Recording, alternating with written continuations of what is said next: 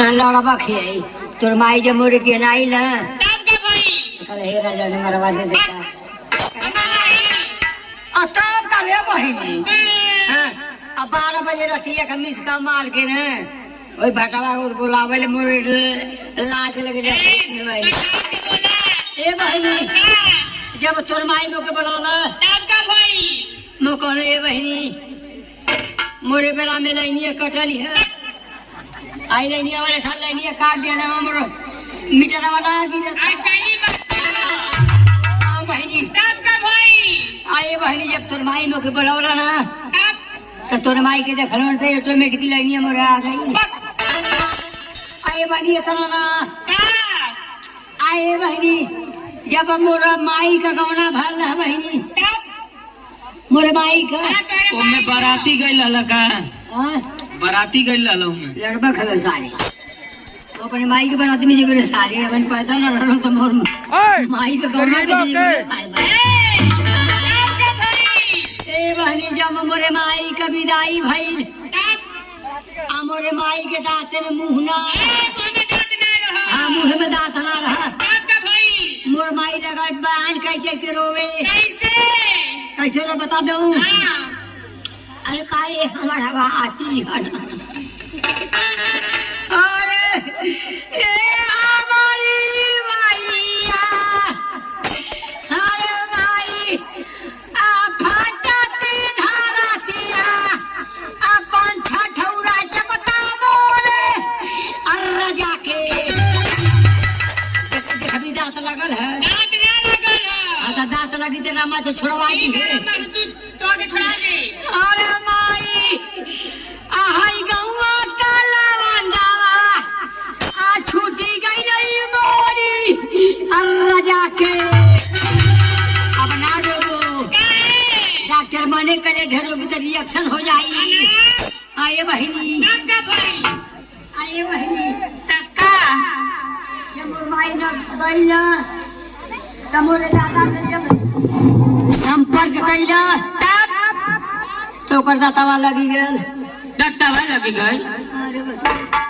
काहे काहे डट्टावा लग गई अब लइकमन से पूछ ना लइकमन से पूछ का लइका से पूछे हो आ तका झपिला वाली रे बोल बा अब मैं मार दिला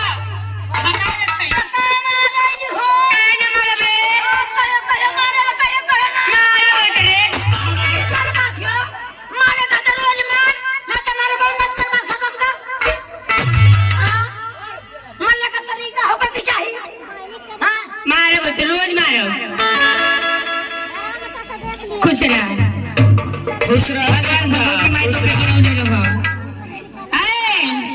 अच्छा ही बतावा कुल से काम कर ले ठीक बाकी यहाँ कैसन गोड़ धरल बड़ा का बात कियो हम कहली हे भाई लक्ष्मी महतारी कहां से आ गईली के यहाँ का हो के हऊ माई ना जान बड़ा के हऊ ना हो हम कौशल्या जी हई ओ तू ही राम का माई हऊ तू ही लक्ष्मण का माई हऊ कहा माता जी ही दशरथ को हऊ मैं दशरथ बहन हाँ माता जी हम चमेली हई ओ चमेली हऊ कहाँ होलू बहुत ऊंचे ऊंचे रखाने पे होइल हम गोबरे पर पड़ोहा में कहाँ होलू ऊंचे ऊंचे रखाने पे होइल ऊंचे तब का